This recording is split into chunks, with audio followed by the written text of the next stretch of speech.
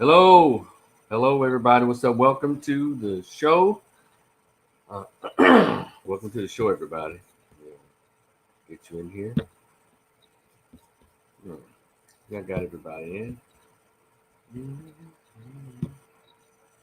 Welcome to the show, and for this very important discussion on Black men's mental health. Thank y'all so much for joining me. I'm gonna put this in the description box, which is a link if you want to come in and share your uh, your expectations or hey, what's up, Jazzy? Jazz Love and Infinite. Hey, what's up? I'm here tonight to discuss with you.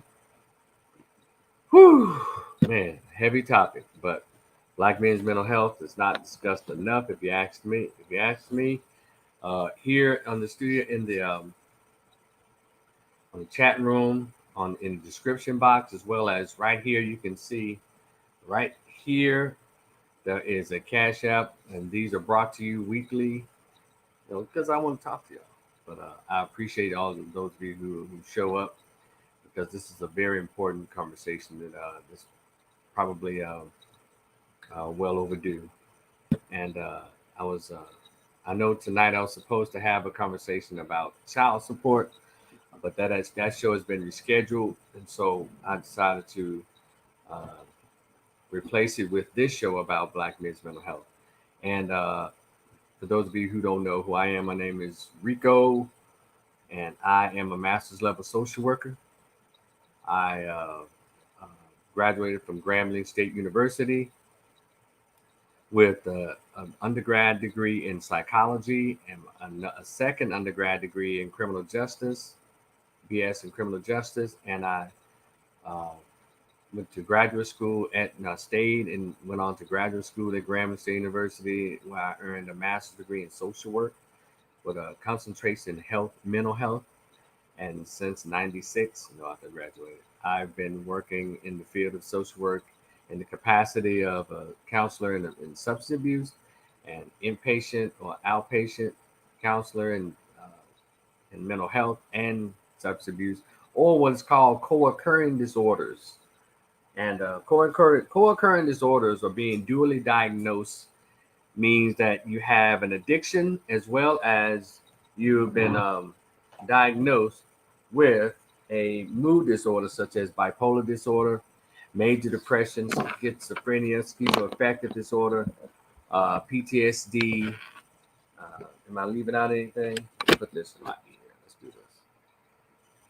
PTSD, and, things, all those, yeah. And I also worked with some personality disorder. Oh yeah, hit the like button. Thank y'all so much. If you're here, hit the like buttons, thumbs up, and please share this live. Uh, when it's done, you can take the link and share it on your page if you view it as informational. But I it just came over me today. It's this is Labor Day weekend, and it is also a time. Holidays are going on. There what's up, Mimi? I am. There are there are folks who've been pandemicking since March, like I have, and there are folks who've been pandemicking uh, in private or alone or what have you. And and I think the pandemic has shown itself to be a somewhat of a tester for one's humanity and as well as one's tolerance and showing us really what we're made of. Hold on one second, y'all. And showing us what we're really made of. And so we've heard about divorces, we've heard about domestic violence, we've heard about children being abused, we've heard about people breaking up in just relationships, not just marriages, just boyfriend and girlfriend. And we over the past, well, since March, April, May, June, July, August, September, so past almost 6 months, we've heard about a lot of things that have been really testing our mentals. And but one group that we rarely get to talk about when it comes to our mental health or our mentals. That is black boys and black men. And for some reason, now it seems to be the right time for me to talk about it. Now, I saw a post of a young man who said, I'm feeling depressed now. I'll come back and holler at y'all later. And one who has lived, and I'll say successfully, through depression. I'm telling you, that is oh my God, it is a very uh, it's a emotional heavy load to carry. I went through depression during the 90s. Uh, while I was in school, I was able to be distracted by school activities and being a campus activist. But I drank and I partied, and the drinking was mainly on the weekends, which I structured that as if there was something better than those who drank during the week. But it turns out that I drank about the same amount on that Friday and Saturday night, all the way up until Sunday morning around 2 or 3 in the morning, but about the same amount as others did who drank throughout the week. And so when I graduated, I went through this really deep, deep funk, depression, as if I lost my distraction, which was school. And I came home, and it's like returning to the scene of the crime, because I've often shared my story in bits and pieces, and when I put my short story out, it'll go more into childhood stuff. But I like to think it's no different and no more deep than anybody else, because some people probably had it worse. But the thing is, it's not a emotional pissing contest. It's just sharing things that have affected me and affected all of us when it comes to our home lives and growing up as kids. It doesn't matter the economic status or the educational level. Trauma and pain and neglect and mistreatment, abuse. It doesn't see a socioeconomic status. It doesn't see educational status. Doesn't see gender. Doesn't see race. But we know but somehow we tend to understand based on the statistics and based on how a lot of us are behaving as adults. The lower the economics, the lower the educational status, the higher abuse tends to be, the higher neglect tends to be, emotional, physical neglect. And so I've always shared my story that I grew up uh, with, alcoholism, alcoholics, uh, domestic violence, and this was often as a kid growing up, because when you grew up in a house with pimps and prostitutes, an alcoholic grandmother with an alcoholic boyfriend, and all women, uh, my Grammy was the matriarch, and my aunts, my mom, my two aunts, and my aunt by marriage, and then a girlfriend of one of my uncles who tried to be a little low pimp. You have a lot of drama that goes on, and a lot of drama did go on. And as a little kid growing up in that stuff, I'm telling you, it does impact you. When you got your pimp uncle whooping his hoes or his hoe in the living room. And I used to think the police only knew our address on the weekends, because look, it was draining sometimes, all the bullshit that used to go on. And then as a kid, I remember uh, it was sometimes when I would kind of drag my feet home from the bus stop on a Thursday, because I knew the next day would be Friday. And that's when my grandma and her drinking buddies would have their little parties and get together. And everything would start off fine from, like, when she gets home at 5 o'clock, 6 o'clock, dinner cooked and all that. And then I think around 7 or 8 o'clock, the friends would start coming over and they start drinking their Budweisers and their old charter and all kinds of stuff. And you hear the blues music going in the music period. And then around 10 o'clock, 9:30, 10 o'clock, you start hearing the yell talking, "What's going on? Don't do it like that. Yeah, what the hell? You'll get your ass out of here now." The ruckus begins. At first, it was that festive ruckus. Then it turns into an argumentative ruckus. And then you start hearing, "Put that down, don't do it." Then you hear glass shattering. And a lot of those times, my grandmother has picked up a glass or something, bust one of the men in the head. And they had to call the party over, and I go in there just like a mess. All those half pint old charter bottles and beer cans, and I remember as a little kid going there after the melee is over, and see all the empty bottles. I would drink the corners that were left. Mm, little kids stuff. So do that, and we have a violent drunk there. Uh, that impacts how people grow. And I know we hear a lot of people say, "Well, you grown now. That stuff shouldn't have an impact on you," or don't excuse people's poor behavior as adults for what happened as a childhood. But as one who's been a long time mental health professional, I don't I don't Jay loves in business says sounds like my grandmother's house. It was something about these grandmother's house, and a lot of us were impacted by that, and and the young men were impacted by that, and it wasn't very positive. My brother was impacted by it, my sisters, my aunts. It's something to see, men beating up women, and well, it's just mainly that one aunt prostitute, because I had two prostitutes in the house, one by marriage and one biological auntie and one by marriage, and one by my prostitute auntie by marriage, my uncle's wife or girlfriend. They called his wife. You know, he was always whipping her ass, always punching her in the face, and I'd be a little kid. When I hear that them screaming, this would be on a Wednesday night, 2 in the morning or something. And yeah, bitch, you had this all the motherfucking money you brought. That's all they was doing out there. And they said, hold this all you brought. Bow, boom, crash, crash. Don't do it like that, Porter. What you doing it like that? His name was Porter Brown. Don't do it like that, Porter. Why you hitting me? Bow. She was screaming like, you hear that just, and I remember I put the pillow over my head, in the back room where all of us were sleeping. Let me tell you something, all that going on, not one person would open their door. My grandmother, my aunts, nobody. It's like the living room was another city.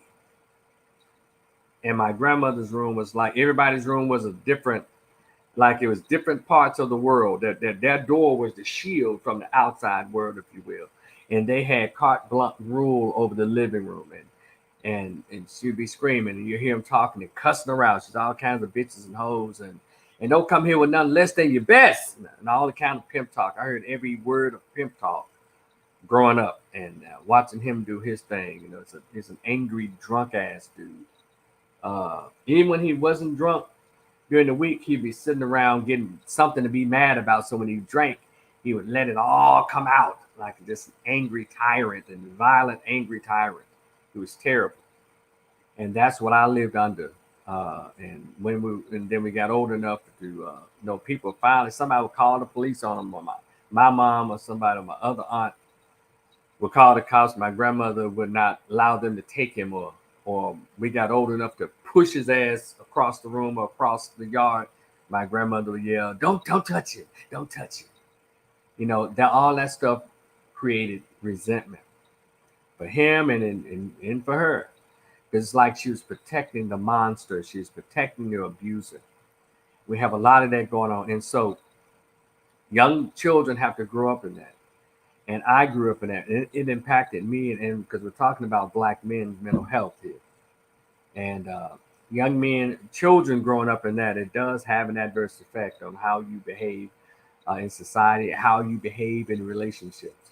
What are what standards you are presented with, and they kind of play a hand in it. And I've always taught clients over the years, it is our households that present us to the world. Whatever messages, whatever cues, whatever modeling that you received as a little kid, 4 years old up to 14 years old, you will model their behavior in some shape, form, or fashion when you become an adult. And when we talk about family units, family dysfunction, or the functioning of a family, when there's an alcoholic or a drug addict in the household, everyone evolves around the drug addict. Everyone evolves around the person with the mental illness. And it's interesting how African Americans have viewed mental illness for the most part historically. And they would say things like, "Child, don't worry about him. That's just Charles over there. That's just how he acts." Girl, don't worry about her. She'll go back there and lay down. My grandmother used to use as a remedy whenever my uncle would come in beating on the door or hitting the doorbell, blue doo, blue doo, blue doo, blue doo, blue doo, blue doo, real hard. And he would open this motherfucking door. And she was like, "Who is it? Open this motherfucking door." And she would open the door and he'd like, "Open this motherfucking door, bitch. Who the fuck you gonna get your ass in here? Oh, shut the fuck, open this motherfucking door." He'll stumble in, boom, boom, boom. And then he'll get in there and somehow he ends up in the kitchen fucking with the microwave and she'll like, "Carry your ass back there and lay down." That seemed to be her remedy. But whenever he came in drunk and acting a fool, "Carry your ass in there and lay down." I heard that for so many years. "Carry your ass in there and lay down." And I guess that's from her era, I guess. But that seemed to be the remedy that was used. And we used to, witness that stuff, the fighting, the grown people fighting. Mainly women in our household, but then they have boyfriends that try to fight them. I had an aunt that, 2 aunts, and somehow picked men that wanted to fight them. As a little kid, you kind of helpless, you can't do anything about it. "Hey, Tondela Taylor, hey, sweetheart," and so the thing is, you go through all of that, and I know when I'm speaking here, I'm not speaking. No, probably speaking to the choir. I'm just giving this build up so you can understand why a lot of us behave the way we do, particularly our young men. Because eventually, at some point, girls grow up to get some kind of comfort or some kind of therapeutic comfort, if not professional. They get it with each other because women talk to each other, but men we don't hardly talk. It's almost forbidden for us to share thoughts of hurt and anxiety and pain and betrayal and all these things in its purest form. We have to do it in a, "Yeah, man, you know what I'm saying? I ain't fucked about that, bro. Yeah, man, that little shit, yeah, he did it over. No, I ain't fucked him, man. Fuck that, man. I'm good, bro." We have to make sure it is as macho as possible. We cannot just really come from our hearts, be pure about what hurts us. And so me growing up, I went through just like anybody else.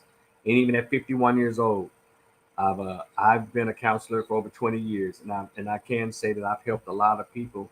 Probably been able to help them because I was so familiar with a lot of their stories of hurt, of verbal abuse, some physical, uh, and just growing up in chaos and trauma. So a lot of black children grew up and developed PTSD. We didn't have to go to Vietnam War. Hell, Vietnam War was in our own goddamn households. And so I realized when I got older how that whole experience of the fighting and the cussing and the beating of women and snatching the women through the house, trying to snatch them through the hedges and just threats and violence and police called and just a mess. Never in this emotional well, rarely in emotional stability. That in itself can create a lot of things in kids when you don't have emotional stability in your home. That's why it's always important, man, who we have babies by, who we marry. Let's make sure everybody's mentally stable. And we unfortunately we don't do our due diligence, and when we start dating, we don't date them long enough or hard enough to find out what makes them tick and what ticks them off. Because everything is like rainbows and skittles and sunshiny, but we don't know about the dark aspect of it until it's too late. We've been in the marriage about 2, 3 years, and our children are little now. Now all of a sudden, somebody's acting a fool. But I think during the dating process, we find some things out. But due to the fact I think she has a big booty, or she has a pretty smile, or she says sweet words, I ignore that this heifer is kind of off, or because he's tall and he's handsome, and y'all have had sex, ladies, and find out he's swinging a Jackie Robinson bat down there down his thighs, and you ignore that his ass is crazy. He could be social, what is it? Sociopath, a sociopath, and and psychotic in his behavior. Can't get my words out. Let me try some of this. And so sociopathic. Um, and a lot of times we don't know, and but it's still up to us to find out.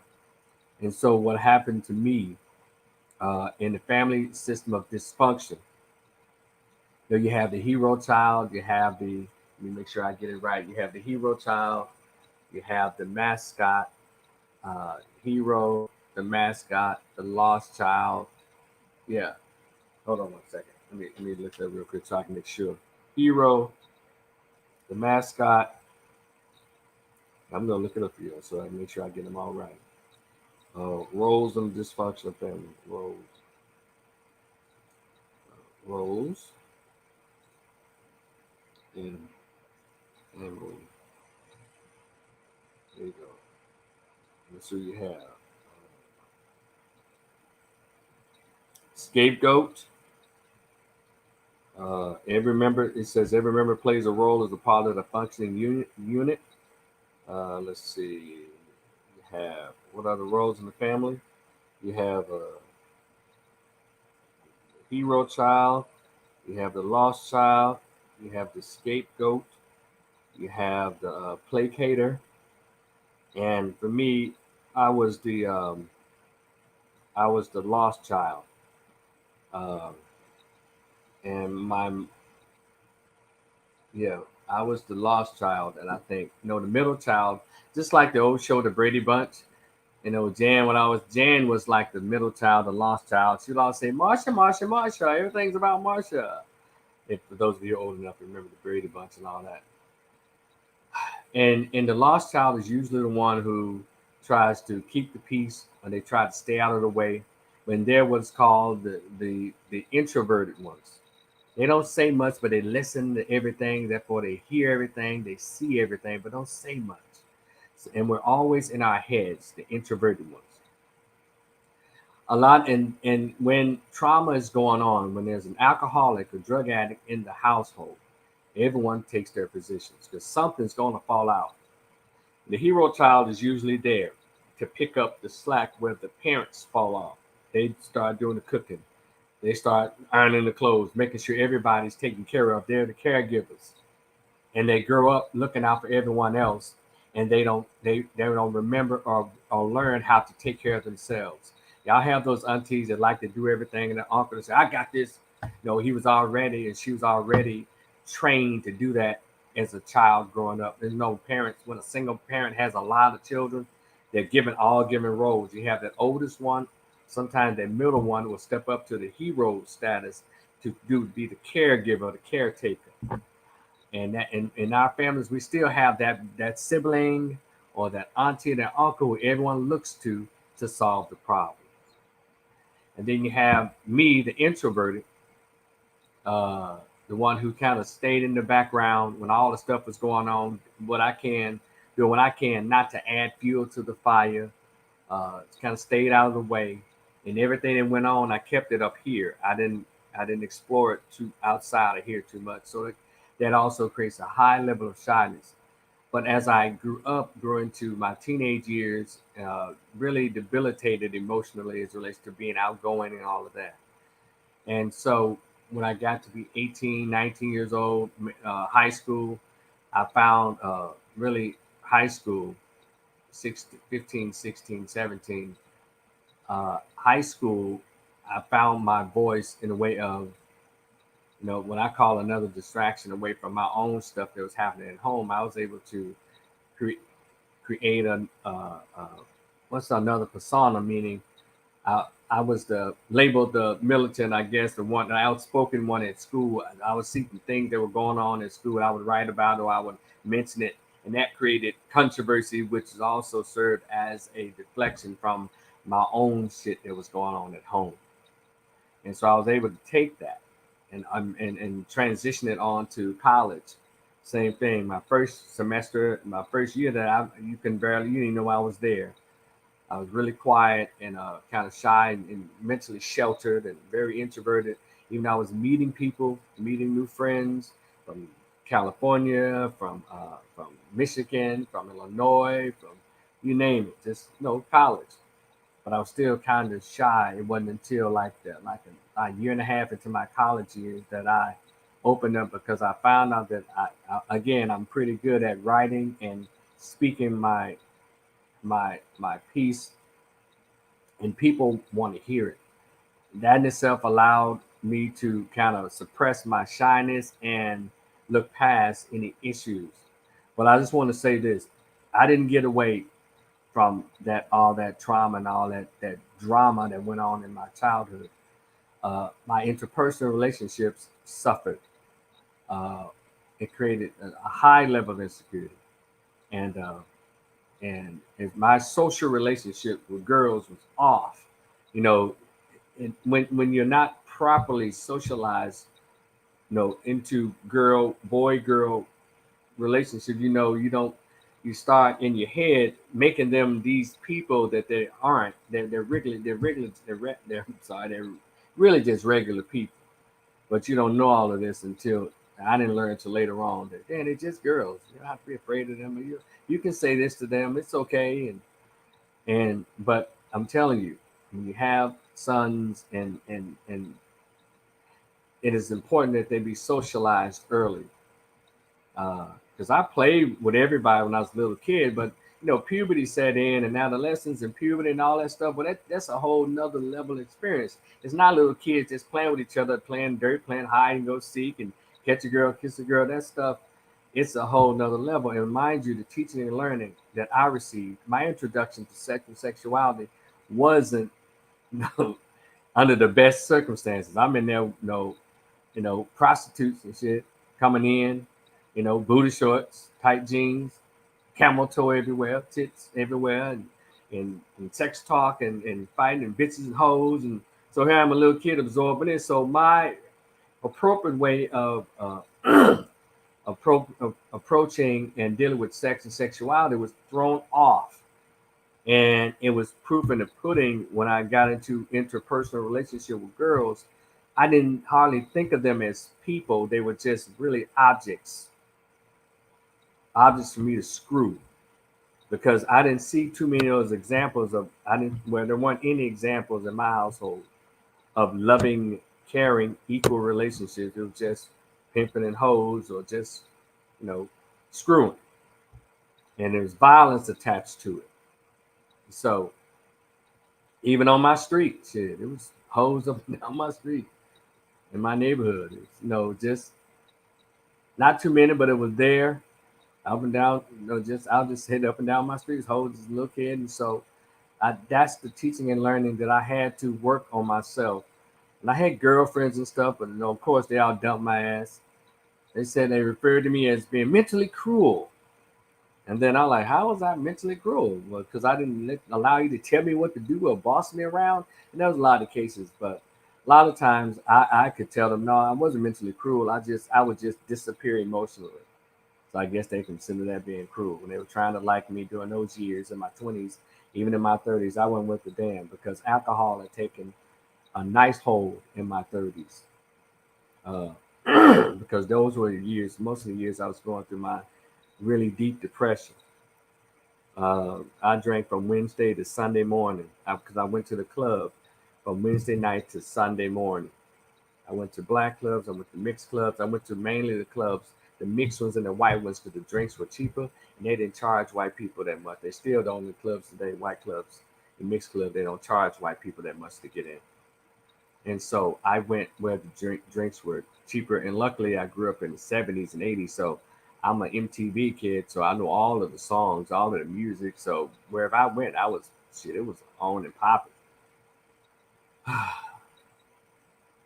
So it got to a point where I had to realize that I had to work on some things.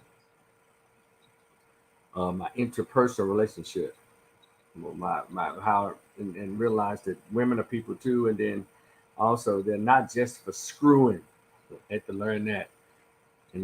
Have I cured myself or been cured completely over objectification of women? No, because I think it's at the average level now, as opposed to uh, when men are attracted to women. And she has nice eyes. So, man, her tits are awesome. She's got a nice ass.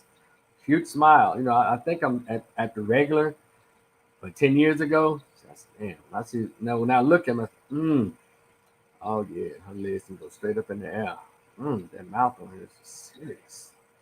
You know, I was like that, but I've gotten better because now I talk to them and see where they are. But still, yeah, I still have the thoughts because I'm a man, baby. Yeah, 100% Black Angus. But it's not that heavy objectification that I had years ago. As I thought that was the way in which I related to them. Man, you fuck to be fucked up. You grew up in the streets trying to understand love and compassion and intimacy in the streets. You don't get it wrong because ain't number pussy in the streets. It's it's not too much love making or talking about love, and also what helped out a lot. I grew up in the 70s and 80s. The music was still loving towards women. So and the Luthers and the Teddy P's and the Isley Brothers and Anita Bakers and stuff like that. All they're still loving music out there. And so I'm sharing all this because I know I'm going to say I know a lot of men are probably still going through a lot of issues that are unaddressed, and some of them become successful in their chosen career field. A lot of guys are married but have not told that side to their wives. They're still trying to date and wondering why these relationships don't last. What is it that annoys you so much, brother, and so quickly? And why are you so sad often when you get by yourself? This is the reason why I want to have this conversation. Because I learned that counseling is not a cuss word. That's probably my own little motto for my own uh, whenever in my years of being a counselor, either mental health or substance abuse, I would let the clients know who are kind of resistant to treatment. I say, hey, counseling is not a cuss word. It actually saves lives. And we need more young people out here taking advantage of counseling services. 5 years ago, uh, I worked in I've worked in facilities and stuff, but I realized, Rico, man, um, there are a lot of black men and black boys who are just swimming in loneliness, meaning they don't know what to do with these feelings. They feel ashamed about what happened to them when they were little, what happened to them as teenagers, or they don't, as they say, don't want to talk about it. And that's when I said, you know what, I'm going to create a space where black men and black boys can come and talk to me. You know, no strings attached. Because we need spaces where men can come and talk. Hence why I created this YouTube channel. And I know for those of you who are on my Facebook page and all of that, I talk about a lot of politics and male female stuff, and sometimes not as flattering to one side than the other. But my main goal is to make sure that we're as mentally healthy as possible, because it has come time out for us to continue to meet each other, knowing that we don't have good sense, knowing that we got some shit going on. And I'm hoping that a lot of us are taking advantage of this pandemic day off from life to work on those things, men and women. Get a counselor, a therapist, or read up on what you think is possibly going on. Right now, people are doing counseling through virtual counseling because they don't want to spread anything by having you come to their office. They're doing it through Zoom, and some people go to Go meetings in various forms that are HIPAA accepted and guaranteed. Zoom is one of them, and I said, I can. That's what I can do my part in offering that for young men who like to just have somebody to talk to. And ladies, if y'all want to get in on it, my Cash App works for you as well. And by the way, the Cash App is up here. Mess with me on the Cash App. Because if you look at the description box, I also have a Cash App for a GoFundMe for my nonprofit, which is BlackManMojo Incorporated. And through that organization, one of the programs I want to offer is I want to be able to offer free counseling or a conversation to young men, you know, 16 to 34. It can go higher than that, but just men, period. African American men, period. I know a lot of guys are reluctant. But in my years of working in these facilities, outpatient or residential, uh, whenever the guys would see me, like, oh man, they would come in and let me tell y'all something. I've worked with, I've had conversations, counseling sessions, therapy sessions with some of the toughest people on the planet who are just completely resistant because to go to counseling, it is uncomfortable. Uh, if you've never been, the very idea of suggestion of counseling, what it does is it attacks, in your mind, it attacks your standards of how you view yourself and how you believe the world views you. And that is a big part that fuels the resistance to counseling. For men, it goes against or attacks one's ego, one's pride. And that is the part that plays as relates to what fuels the resistance in men seeking counseling. We've been led to, as men to believe that we don't need any help. We got this. And that's certainly not true. Those mood disorders that I talked about, they're in the DSM 5, they're in the DSM 4, 2, and 1. They're there for a reason to give you information. A diagnosis of bipolar disorder, a diagnosis of major depression, a diagnosis of schizophrenia, diagnosis of PTSD is not a label against your humanity. It is actually education. And education means me learning and getting understanding so I'll know what to do about it. And when we don't like to go to the doctor, man, when we don't like to go to counseling, man, how are we going to be educated on what's wrong with us and therefore get an understanding of what we need to do about it? So last 5 years ago, I said, you know what? That's what I'm going to spend my social work degree on, trying to encourage more Black men and lead by example. I'm going to go back to what happened to me. You know, and I've gone back. I'll just say this: I've apologized or made amends to a lot of the girlfriends that I've had in the past. I've made amends to them, or in other words, to keep it simple, I allowed them to cuss me out because when they're telling me, "Well, you said this, you did this. I can't believe your mother loving aid was acting like this. How could you?" And I just listened because they were right. I was not in a good place. And the least I can do is allow them to have what I termed during my years of being a counselor as have their emotional day in court. And a lot of us are due for an emotional day in court, not only in a boyfriend, girlfriend, husband, wife, probably falling out, the relationship, but also relationship with your parents. A lot of us have issues with our parents, mother or father, and haven't gotten a chance to have your emotional day in court. So, Rico, what does that entail? What do you mean by having an emotional day in court? But I always explain to my clients in individual sessions or in groups.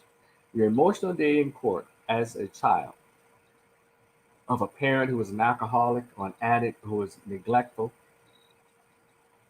who was abandoning of their positions as parents, and you kind of grew up with those resentments, but somehow we're taught, I don't care what your mama did, I don't care what she said, it's still your mama.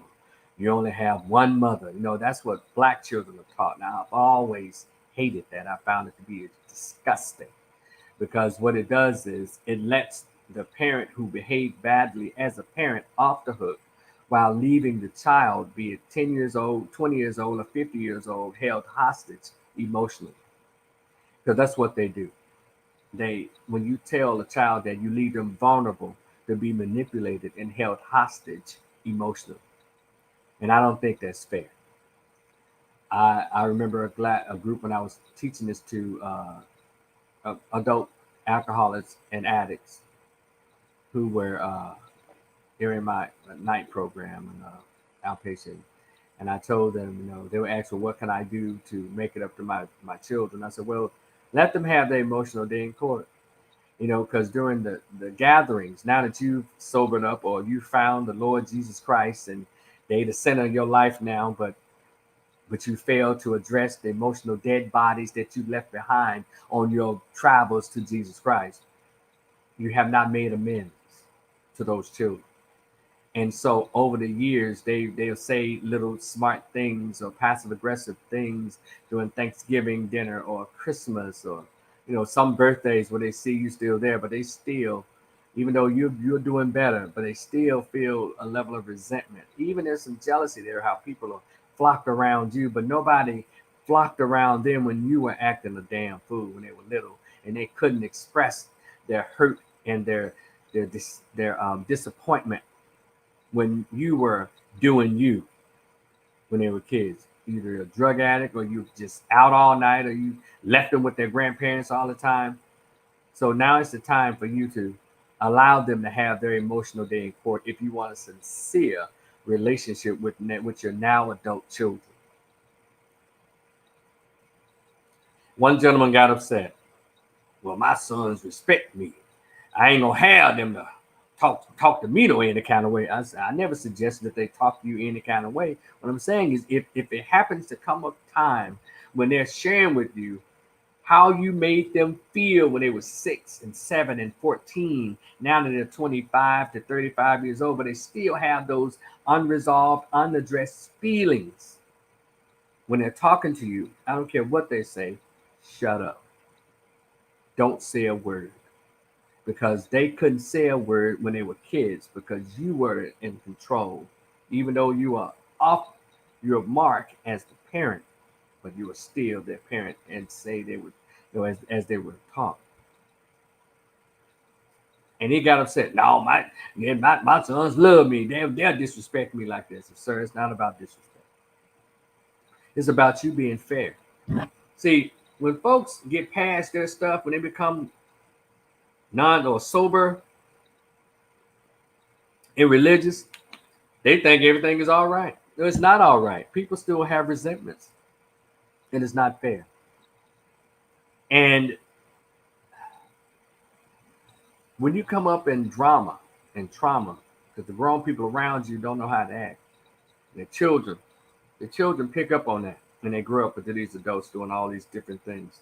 Some people go off and run away and never come back. Some of them stay there and do some self-destructive things, like have kids early, get into crime, rack up a lot of records, criminal records, felonies and shit, get into drugs themselves, alcohol, become alcoholics and drug addicts themselves. Not just from experimentation, but also trying to hide the embarrassment and shame of it all. And what I did was I tried to drink it away. I tried to screw it, fuck it away. There was a time when I was extremely recklessly promiscuous, and lucky to be here today, healthy. And I tried to do those two things too. But when those things were not working, I had to come to grips like, man, you have to work this out. You can't continue. And so there was a time in my late 30s where I just said, you know what, damn the dating. I'm not good at it. I never learned how to be a boyfriend. And so let me stop ruining people's lives, trying to, get people phone number and all that. And then after a while, when I got in my 40s, I realized that, my late 30s going to my early 40s, one night stands weren't even fulfilling anymore. Because you mature, you get grown. They're okay, but it's just something about it. It just changes. And so uh, for the past 5 years, 5 years ago, I said, well, okay, it's been a few years since I've had this thing called a girlfriend. Let me try it. It didn't work out because, you know, you got to get some stuff together. And so I've been safely single the past 5 years, which is a good thing. But I made an announcement before the pandemic. I said, it's been 5 years.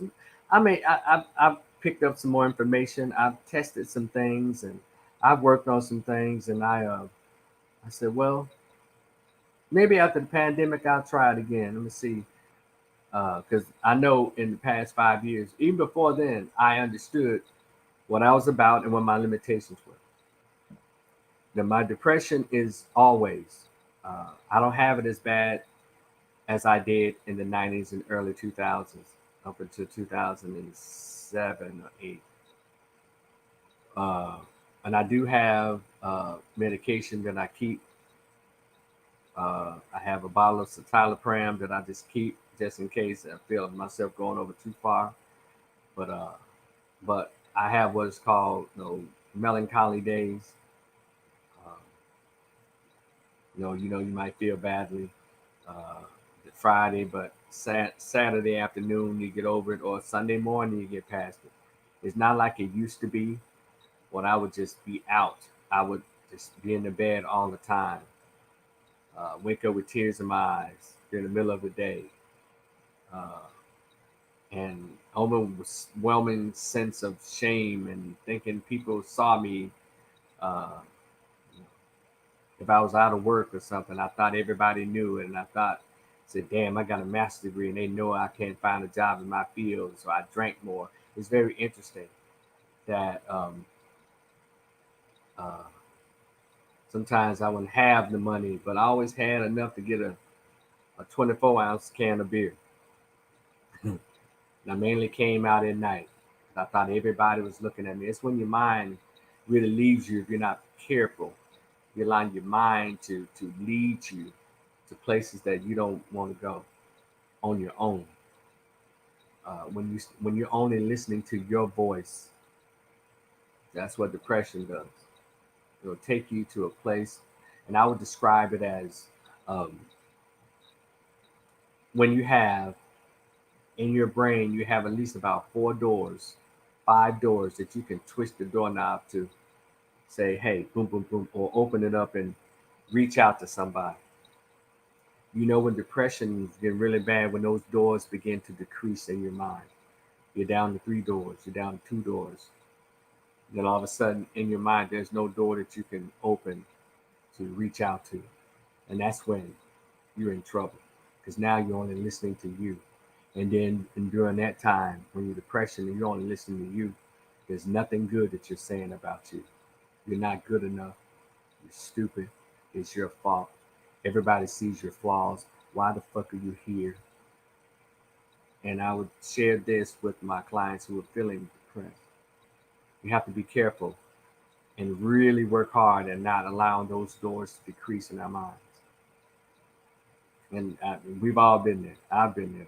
I think I probably got down to maybe 2 doors at one point because you really believe that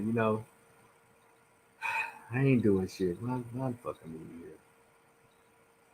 It gets like that unless somebody calls you and you actually talk to them, or someone comes over and says, "Man, get up! What you doing?" We have to be careful when we shut ourselves off, and I've become pretty good at that. And so the pandemic, and I have to be careful about the pandemic because it affords me a lot of alone time. And I've had to make sure that this alone time is not for you to bury yourself in thoughts that are negative, Rico. This is a time for you to rebuild, to recollect, rewind. And so I've been pretty good at that. Read some books, learn something new, work on that six pack and those arms. Well, I've been working this arm. Bowl of this, a plate of that, a bowl of this, a plate of that. And so I'm gonna try to work like this, as of Monday, I guess, after the Labor Day holiday. I know I'm a huge procrastinator. It's terrible, but we have to be careful with that. And it's okay to look up stuff to read about. You say I feel this way, and then look up symptoms of depression, symptoms of PTSD, and drama and trauma. You can develop PTSD from all that. Uh, I grew up not allowing. I can't stand to hear a man yell at a woman, and I can't stand by and watch a man beat a woman up. I mean, just flat out beat her up because I watched that as a little kid, and I don't have a gray area. I don't want him to stop. I want him to probably be dead, not just stop, be dead, because of the connection of the beatings that I saw women take or were given when I was a kid growing up. So I have a real sensitive attachment, I guess, to domestic violence. And so when I taught the class, I brought that with me when I'm talking to the guys and let them know straight up. I know that Some of you got into an altercation with your girlfriend or your wife, but you were sent to a batterers intervention class. But I also know there's some batterers in this class, and I'm gonna tell you something. Whoever you are, I can't stand a batterer. Can't stand a batterer because a batterer comes from a cowardly, low self-esteem, ego-driven place. People that get into it. You know, she threw a plate, hit him on the back. He probably pushed her down on the couch, and said, "Bitch, go on with that shit." And then she jumps on his back and all that. So that's domestic violence foolishness. But he ends up getting sent to 18-week class of batterers intervention prevention while she gets to sit home. No anger class or anything. But I think now they're sending women, but still not in high numbers as they need to go because women are battering their asses off these things. And so I know the difference. You got domestic violence, you got batterers. I can't stand a batterer. He's a bully. He's a powerless son of a bitch at work, powerless with other men, powerless out in society, but he comes home and kicks the dog, smacks the kids, and mugs the wife, verbally or physically. That's when he feels powerful. I can't stand a batterer. You understand? There's a lot of men out there who are going through a whole lot. There's a lot of men out there who are batterers. Probably don't see this live and say, damn, I am a batterer. I hope he realizes it and get some help. So, but I was never battered anybody. I was pushed into it one time. Almost. I didn't know I had it in me to beat a woman's ass. I'll talk crazy and I'll let a woman have it verbally. But because hell, she grown like me. You talk shit, I'll talk shit. I don't buy into those old things. Well, a man needs a real man to argue with a woman. I'll argue with the bitch, I'll cuss her out and everything. But she's grown just like me. I don't do those gender, I'm gonna give her a pass because of gender. That's not how stuff works. I deal in equality. You talk shit, I talk shit. You throw a plate at me, you gonna get busted in the face with a glass. I mean, that's just I roll like that. So therefore, I'm not in a place where women act like that. If they do, I go the other way while I don't talk to them. But having a back and forth with women, I don't have a problem. There's no attack on my masculinity. But those are some of the those are some of the the places that men are shoved. Well, a man ain't supposed to argue with a woman. A real man, no, get out of here with that shit. I don't argue. I just put them in their place. You know.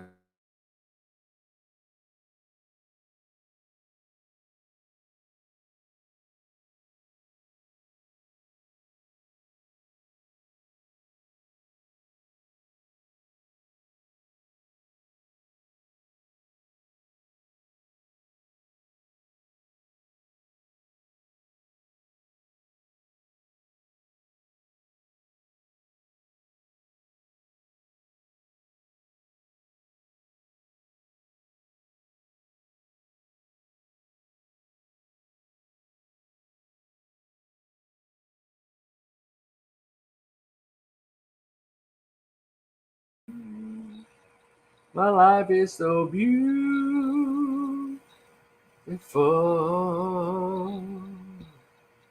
Isn't she lovely made of love?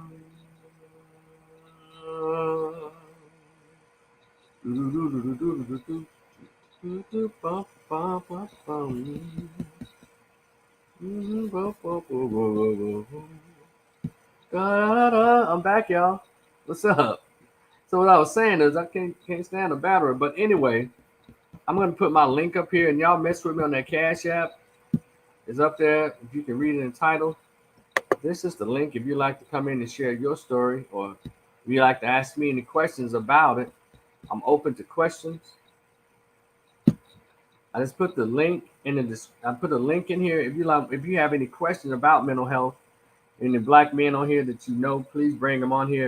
If you have any questions about what I'm talking about mental health, black men, and how we should encourage black men to go to counseling. There's a link right there in the chat, and if you'd like to come on and at any time to chat with me, to ask me any questions, uh, feel free to hit the link. It is there, but And also the Cash App is there, BlackManMojo, PayPal, Rico Rivers. Get at me because I want this thing to continue to grow, and it can only grow with your help uh, in the process. Thank y'all so much in advance for your support, and also your conversation. Let me put the link in there again so y'all get it. If anybody who'd like to click on, feel free. I'll bring you on and we can talk about it. But and so yeah, I almost went there. With a young lady I was, I guess, seeing, kind of seeing, and I'll just cut through all the bullshit. It's like, when I learned that I'm not good at long distance. I don't do long distance very well.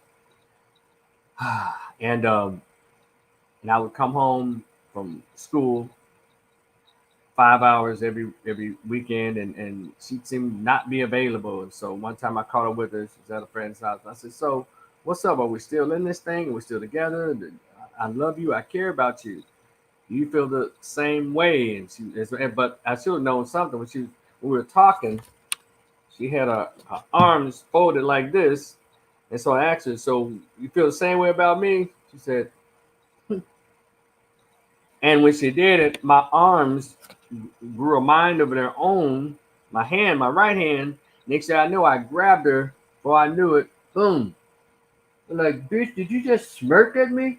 You like, you better get your hands off of me. I said, you lucky that's all I fucking did. Because in my head, at that very moment, in my head, ladies and gentlemen, I imagined myself picking her up, body slamming her, and then kicking her.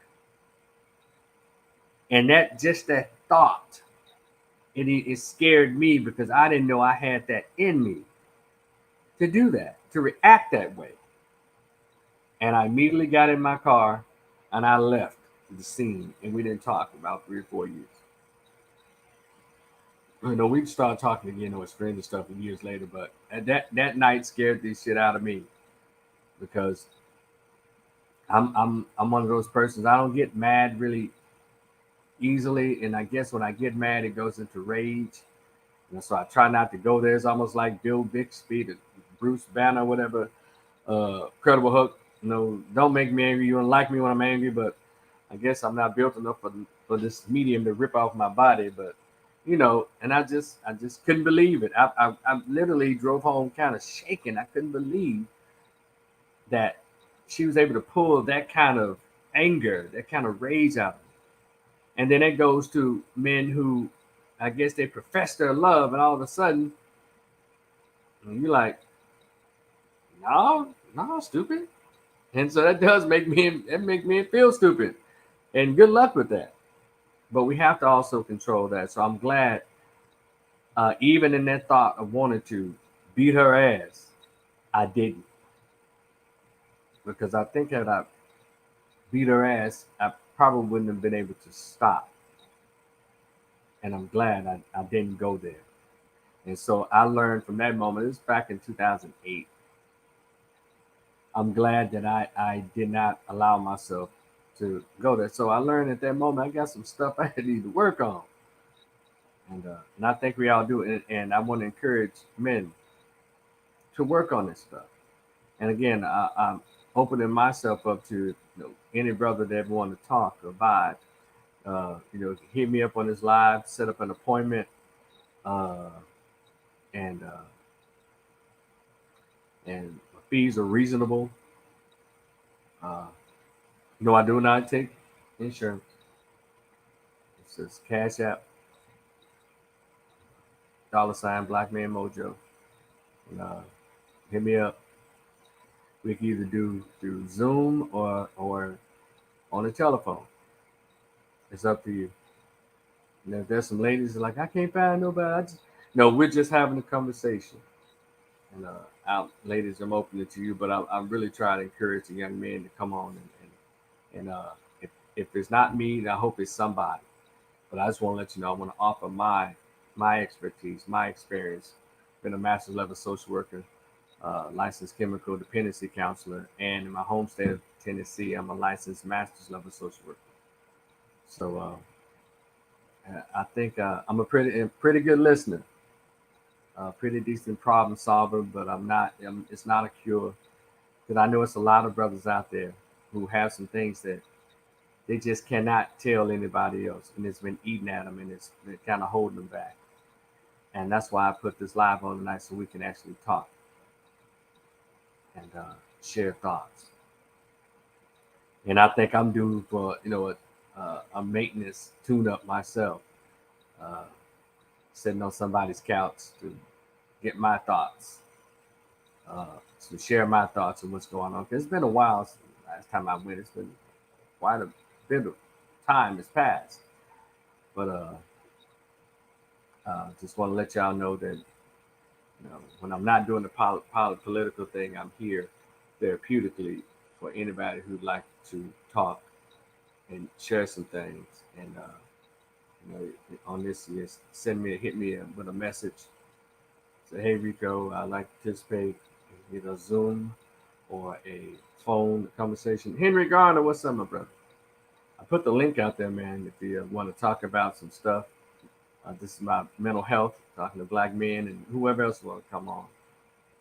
The link is in the chat, man. You want to come on and just vibe about, let us know what's going on, and spread the word. If anybody here like to say, Rico, I want to talk to you about this. I want to run this by you. I'm on now, so let's talk about it.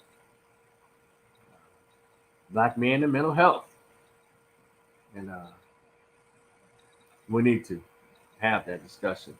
I want to run something by you. Let's look at some numbers here. How black men are impacted by depression. I think that's the main thing that goes on with black men, depression. And a lot of us we suffer in silence, and we don't, because we feel ashamed to tell anybody. So we just say I can work my way through it, and it's not always a good thing to do. Try to work your way through it alone. And I want to read some things by you. It says what depression looks like in men. This disorder is developed after being exposed to something that is highly stressful, scary, or dangerous. This exposure doesn't have to happen directly to the person with PTSD. For instance, seeing one of your friends killed, watching a car accident, or even being in a home of domestic abuse can can all trigger PTSD in a person. So we just talked about that. Marked by frequent flashbacks, hallucinations, mood changes, avoidance behavior. PTSD is a disease that gets overlooked in our community a lot. Because I'm telling you, you black and a lot of times grew up in these households, there's some foolishness went on. And I may have a touch of it, but I just to remind you just being depressed about, I don't know. It's just, you say, what does depression stem from? Mine is driven by stress. Um, and I get stressed over quite a few things. Sometimes anxiety just over goals that I set for myself. I've set too many, and then I try to touch on each one. All of a sudden, in my head, none have come into fruition. Then I just kind of sit my ass down and it's kind of like, it just kind of almost, I guess, just give up for the time being. And it's it's something if you're not paying attention to it. I want to read y'all what depression looks like in black men. Hold on one second. Let me do this. Here, I have my computer up on. Depression. Black men.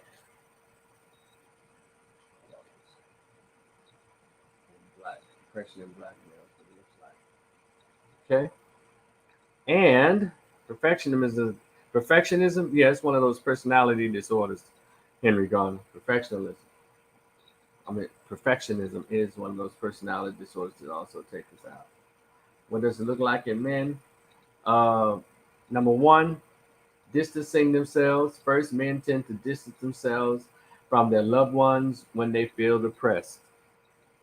When men are feeling depressed, it often looks like they are disinterested and they distance themselves. They will avoid people that they are closest with, and they will stop engaging in activities that they usually enjoy doing. This sounds like you? Get at me. Um, Depression is an illness that affects both men and women. Both people working in mental illness services see far fewer men with depression. It seems like men suffer from depression just as often as women, but they are less likely to ask for help. Male depression is treatable and best treated as early as possible, but a lot of us don't believe that. I told you, I still have my little bottle of citalopram or Celexa. Um, let's see. What are some signs of clinical depression in men? The symptoms of clinical depression in men are similar to the symptoms of depression in women, but men tend to express the symptoms differently. The most common symptoms of depression in men include apathy, changes in appetite, fatigue, loss of interest in usually pleasurable activities, low self esteem. I guess I suffer from quite a bit because I can't eat with it. Damn. Some people get depressed and they eat a whole house. But when I'm depressed, I can't eat anything. I'll just grab a bowl of cereal as if that is my sustenance for life. I don't know. When I cook a full meal and I eat, I'll eat one plate, and then the rest of it, I may as well give it to the homeless because I'll put it in the fridge and then in the fridge for 6 days, 7 days, 8 days. The next thing you know, I'm throwing it away. At first, it's like, people say, well, you don't eat leftovers. I think because I lose interest in it. I like it when it's served that first night. Then after then, I'll it's like, damn, that's kind of almost like the same as how I do relationships. I like it for a little while, then after a while, I just get bored. I want to try something new. Hmm. Uh, Depression in black men. Let's see, 8 signs. Let's see what's going on. Sleeping too much or too little. One. Pain, health problems such as constipated diarrhea, or as well as headaches and back pains. Three, loss of focus. That's one of them. Psychomotor retardation can slow down a man's ability to process information. Okay, what happened? Now he wants to trip. Doing so well. What happened? Okay, hold on. Yeah. Things that kill COVID. Better than Lysol. Man. All right, number four. Let's see. The three. Oh, hold on. I'm getting there. Hold on. Yeah, I'm reading the other ones. Anger. I also do anger classes when people are pissed. We go in there and we talk about it. You see, some men manifest depression by being hostile, angry, or aggressive. Uh, a man who realizes something is wrong may need to compensate by demonstrating that he is still strong or capable. That's that male ego. Anger and hostility are different than irritability. Anger tends to be a strong emotion. Irritability is a crankiness. All right, here you go, my man. Hey, What's up, Rico? hey, what's going on? Just here talking about mental health and black men.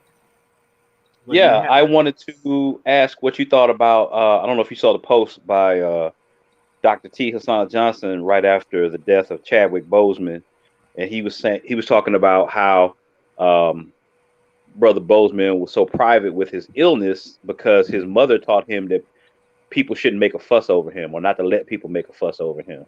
Oh, And I've experienced that myself with my father growing up, and his thing was, you know, don't make a fuss because nobody cares or nobody wants to hear that anyway. yes. So I just wanted to get your thoughts on that. Yeah. Well, let's go back because that's generational teaching and Oh, I learning. I it stood from. I'm just throwing it out there. I don't want to get in all my business, but you and I can Oh talk. no, I'm just I'm speaking generally. yeah. Generally, because I also what you told me about Chadwick Boseman and then what you just said, hmm I went to the general sense of things. because Yep. you two are not alone in that teaching and learning. Um, Mhm. I was taught, and let's say I was taught this way, so I'm gonna continue to teach it to people after me. And Right. and in my head is right. I was taught. Let's say what Chadwick Boseman, his mother. It was written down that his mother told him that Yeah, he says it in that article that Dr. Johnson posted. his mom said don't people don't need to make a fuss. Hmm. Hmm. I have to read. I guess more into it and see what place in childhood was he? Was he the first child, the oldest, the middle, the youngest? Was he the sixth I child don't or think the it said eighth? that. Okay, Yeah, I don't think it pointed that out. I'm not sure. yeah, and it probably goes into I know how households work.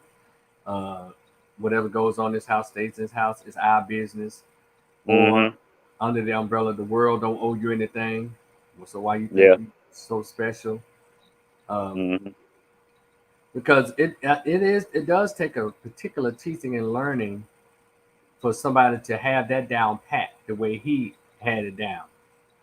Yeah. Because normally somebody will let it out there. Yeah, man, I'm suffering from diabetes. I'm suffering from cancer. I'm suffering from, whatever, high blood pressure. They'll tell it. But I Hmm. guess he was probably told, like so many children, period, but sons, just keep your head down and work. Just keep Hmm. your head down and work. Uh, Yeah. like when people be on their jobs, just keep your head down and work and do this. Don't make no fuss. On nobody knows you except I guess you're judged by the work you do, not by what's happening to you. Right. So you have that going on. So I'll have to go and actually read that and get more. But I'm sure I wouldn't be too shocked if I maybe get some more background on that. But uh, Yeah. a lot of old school dads teach their sons, you work. Uh, you don't feel nobody's throwing you no parade. You Hmm. go out here and your worth is based on your work, what you put in, and you solve the problems by getting off your ass and doing it. And so all that Hmm. kind of, you know. But so you ask the question, well, where does the teaching and learning of an intimacy come in at? Hmm. I don't know if you were listening earlier. I was talking about where do we learn how to properly express intimacy, and it's not always about sex, but also just being in the company of a woman and not just like, well, shit, little mama here might well drop that puss off. Right. That was me from what I grew up in, and I talked about my objectification of women.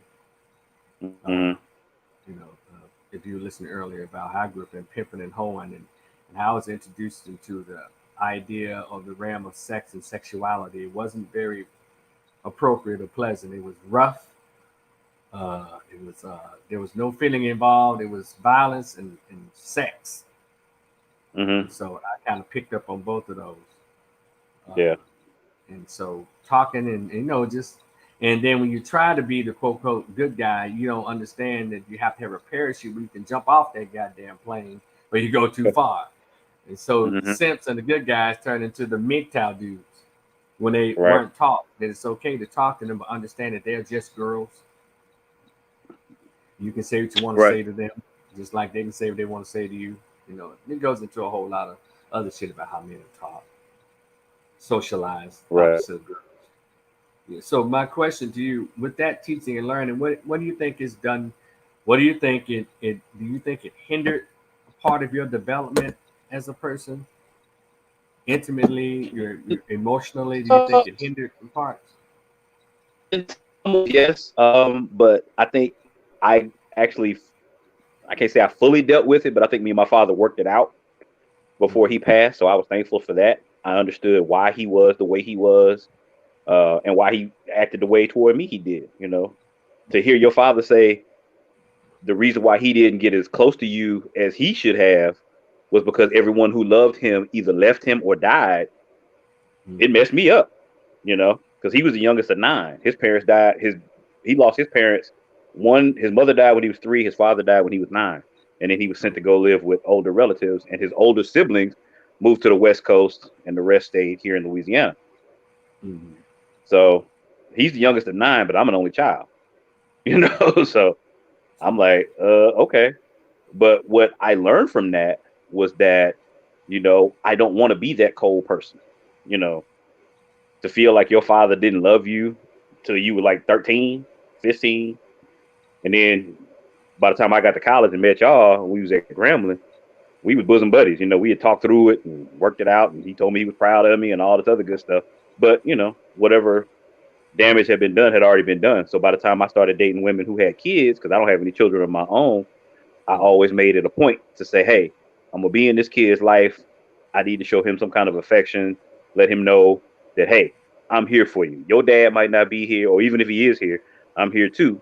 And, pour into him as much as I could. I'm still friends with a couple of my ex's kids to this day, you know, and I feel proud of that. When they say, oh, he's into jazz now, or he reads Malcolm X, or he's doing this, I'm like, or he likes comic books. I'm like, hey, I did that. I poured into that kid. So I feel, in my own because I didn't, you know. So But what? So what your dad went through was it is clinically been identified as fear of abandonment or abandonment issues, right. and so it probably played a part in why he only had one child. Because Mm-hmm. I can just disappoint in this mind one child. There won't be a whole slew of people I can probably disappoint or not feel that great about. And probably, and of course, when he share with you, he didn't mean to. It's just Mm-hmm. when we don't go to counseling, no one comes in and teaches us any different. We just go by the information that we were given Mm-hmm. and the messages that were passed on to us until we learn better. I'm glad that he Right. at least got to a point where he can teach you, and hopefully you were able to take that information and start filling the blanks for yourself in Mm-hmm. places that where it was spots or holes. Uh, even with that tidbit of information towards the end, I guess. Mm-hmm. And being and so you're saying, well, I felt like this, so I don't want them to feel this way because I was made to feel this way. So you poured into them what you believe that you didn't get, Right. and that's just a natural succession of things. If I didn't get Mm-hmm. it, I'm gonna give it to the person. If this happened to me, well, hell, this should be good enough for you. It can go either way, but luckily you took it in a way that said, well, I'm gonna make it better for them because I don't want them to feel the way I was made to feel. Right. Yeah. And so, Yeah. what else? What other work you think you have to do? What did you believe you need to be doing? At some point, I probably do need to get some professional therapy, and see it because it's some other stuff I can talk through. You and I talk all the time, but like you said, I know you. You my boy, so Mm. you're biased. But I'll um, tell the truth, mother. But but the thing is, how far are people willing to go? When you're talking to anybody, what I found is really tough for men mm, to go there because you'd be mm, surprised at what we view so tightly. We hold it so tightly. I can't because that B word, that cuss word, that B word, vulnerability. vulnerability, yeah, If I tell him this, then I got to kill him because he ain't gonna keep that secret. I'm gonna have to do something to the boy.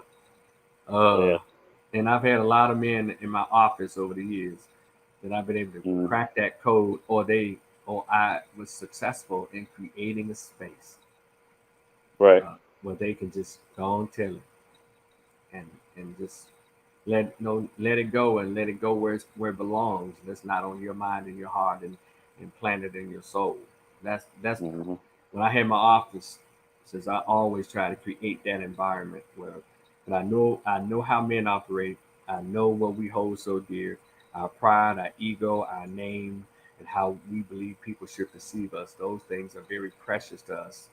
And so, and what, however we define this thing called manhood, my manhood, mm, and I've learned that with each person, it's defined differently, yeah, and so that just comes with it. And but trust me, we all have something, man. And I oh think, yeah, yeah, I think that cool, what I didn't have, that's probably why I was so successful with my clients. Because when they're talking to me, I can already tell them the answer. I know, mm, look, I let them talk. I said, now, you ready to hear this? And boom, boom, boom, boom. They're like, God damn. Because trust me, I don't know it all, but it's some things that I'm very familiar with, and some emotions that I notice around the corner. I would point that out to them. Yeah. It's just it's about listening and actually paying attention to what the client is saying. No, you cool. I saw. I appreciate that. And then I don't know. I think I sent it to you today. A post that Dennis did about why he cuts folks. That was good. I sent him a text on it. That was there. Now I said Yeah. that was vintage Dennis. He should stay right there. Yeah. But what he said when he said, "I give men a safe place to express themselves," I thought Mm-hmm. that was very poignant because Mm-hmm. we don't get that in this quote unquote toxic masculinity culture, cancel culture, what have you. And Just being men and then expressing ourselves. It's we're not able to do it, and if we do it, then we're castigated for doing it yeah. and villainized. So work that that post that Dennis did, the work you're doing with your practice and videos like this, live streams like this, it's important, man. I appreciate it. I'm glad, I'm glad to know you and Dennis. 'Cause like I said, Mm-hmm. hey, we all got our issues, but I got people I can go talk to. So even if on a base level, without maybe not getting professional or whatever, but I don't feel alone. That's I think There that's you go, important. right there. Spot There it is, on. right I know I'm not. there. So and y'all aren't either. So, but yeah, Mm-hmm. keep up the good work, brother. I appreciate you. Well, thank you for coming in and sharing that bit.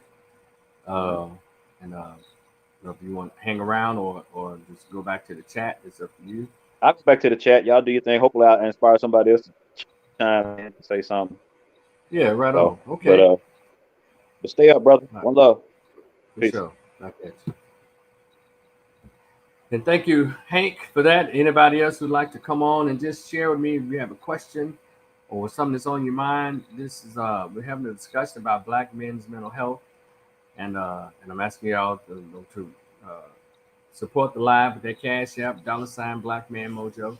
And if you go to the description box, I also have a GoFundMe down there where I'll be able to get in a place where I can actually, you know, do this for free. Give give black men just have a place to talk to for free. But for free. In the meantime, mess with on the cash app. My fees are reasonable. Uh, we can Zoom it or we can do it over the phone if you want to, because I know brothers need a place where they can talk. And my thing is, if you can go and pay $250 for some damn Jordans, you can pay $1,500 to $2,500 for rims. You can pay $65, $70 an hour to save your life. So that's why I am, because a lot of times people don't respect stuff that is free. So that's for the folks out there who are really messed up. But those of you who know who can do it, you know what I'm talking about. It's that thing about uh, we pay for what we want, but we tend to beg for what we need. And I don't want us to have no. I don't want us to continue to have that practice. If you know you need to have that therapeutic conversation, let's I'm here or not. You have a slew of counselors and therapists you can talk to where you live. Everybody's pretty much doing it remotely, just for the sake of the pandemic and the coronavirus, distancing, social distancing orders. So, but if you feel comfortable with your boy, get at me. Send me a message on Facebook or yeah, I think Facebook or hit me on. I'm sorry, Facebook or YouTube. You can send me a message on here. I think we go to the chat, leave a message in the chat, and I'll get it. Or hit me up on Facebook here. Uh, Rico in North Memphis at hotmail.com. Rico in North Memphis at hotmail.com. Yeah, I can be reached. You send a message, I'll get it. We can set that up for you. And so I was reading, I guess how many was six, eight signs of depression. You have stress is number five. Stress, men might be more likely to report symptoms of depression and stress. It's not. It's not that they have more stress. It's that it's more socially acceptable to report it as stress instead of depression. Six, substance abuse. Ding, ding, ding. Substance abuse frequently accompanies depression. Research has shown that alcoholics are almost twice as likely to suffer from major depression as people without a drinking problem. And number seven, sexual dysfunction.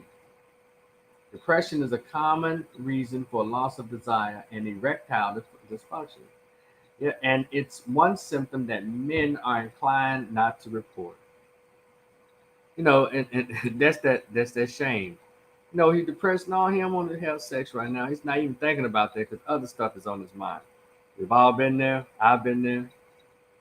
However, this says performance problems can come from depression and make depression worse. When you say, yeah, yeah, okay, I'll do it. Just get with it, little mama. All of a sudden, nothing happens. Like, damn.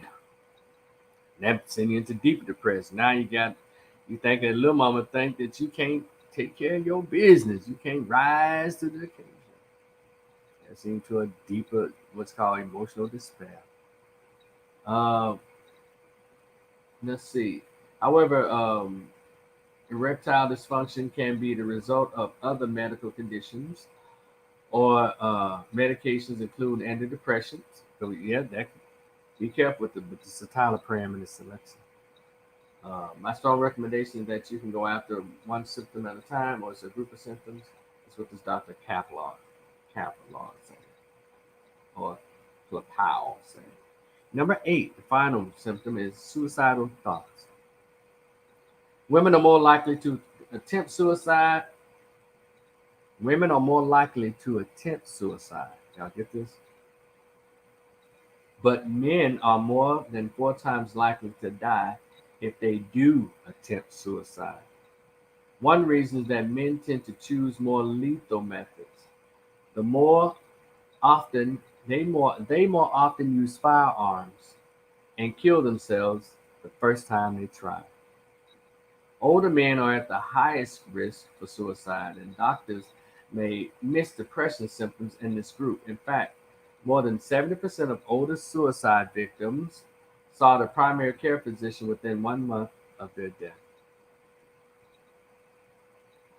That's why we have to be careful about it. Men, we have to be careful. We can't do this stuff by ourselves. Like Hank was saying, realize that you're not alone. Talk to your friends. Go through Google. You need to look up somebody to talk to because I feel sad. You'll be surprised what pops up. Somebody to talk to because I feel sad. And then the suicide hotline might pop up. And that's no, I should have had that up here. But I'm going to encourage you to Google your local suicide hotline. Um, let's see what else. We talked about PTSD, depression, and I guess we talked about depression a lot because that's something that hits home for me. Again, I continue to suffer with depression, but not as badly as I used to. I don't resort to drinking anything, but my appetite it does suck. I don't eat as much. I'll get a bowl of cereal and then I'll just doze off. And of course, if I'm not careful, I'll allow my mind to just really take me to places. And I'm one of those persons, I'll start off pretty good with something. And then after a while, I just kind of start losing steam. And that's why it's good to try to exercise every day. I'll do pretty well for 2 or 3 weeks straight. Then I'll fall off of it for 3 weeks. Then I feel guilty because I fell off. I can miss 2 days and like, oh man, I missed out. And so when I do those morning walks, it really helps me out a lot. Uh, Keeps me, I guess, in shape. But what I have to learn how to do is eat more, eat often, because I don't eat that much. Uh, I'm opposite of a lot of people. Some people get depressed and man, they can just eat a whole Thanksgiving dinner by themselves. I get depressed or have what called melancholy days. I can watch this Thanksgiving. I'll eat a leg off the Thanksgiving dinner, the turkey, and I had a small plate of dressing, and I'll let the whole dinner sit for the rest of the month, probably the rest of the year, won't even touch it. And I've gone to the doctor and asked for if there's a medication I can take to induce appetite and stuff like that, but also to eat the right things. Uh, and we all have these various things that keep us stressed, and and it causes us to not be able to sleep or sleep, have to suffer with insomnia. I'm one of those persons. I barely sleep. I can't go to sleep unless it's turning 2:30 a.m. for some reason. I try to go to sleep, and I've run out of my sleep agent, so I have to go and rebuy it. Is with the Z-Quil, but I've been taking what's the damn thing, melatonin. I've been taking those, and if I take those early enough, I can go ahead and doze off. But I have to have it quiet, and that's the only thing that quiets the activity in my brain. My brain is always going. I'm always feeling like something I should do or something uh, that I need to be doing, I guess. And you know, it's nothing new since I was young, and I probably need to. I'm just like, hey, go ahead and I need a tune up. It's been a long time since I've allowed myself to go out there and see somebody to talk to work my way through it. But so far so good. And also, ladies and gentlemen, what works against me is gray days and rainy days. I love the sunshine. I get depressed in the wintertime. I can feel it coming because it's September. Um, it was something about the summertime. If I didn't complete half of my goals in the summertime, I started to feel like crap around September. And long as the weather is warm, I'm still getting sunshine. I'm okay. But once Halloween hits or the cold weather starts, my body starts to shifting into depressed mode of sadness. And it's a struggle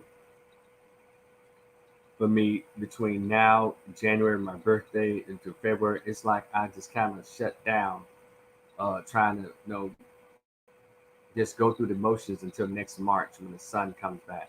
And I've done this for years. I hate uh, the winter time because winter you have Christmas and all that kind of stuff is going on. Now New Year's Eve, I can have fun on New Year's Eve. That means we're starting over. That's when I get like a jolt of energy New Year's Eve because okay, I have a chance to start over. Whatever I didn't get right that year before, or whatever goal I didn't complete or reach, I can now start over just January 1st. But if there's gray days in January and February, like cold days and clouds, I don't do well. All I want to do is stay in the house and sleep, or just watch TV or lay across my bed.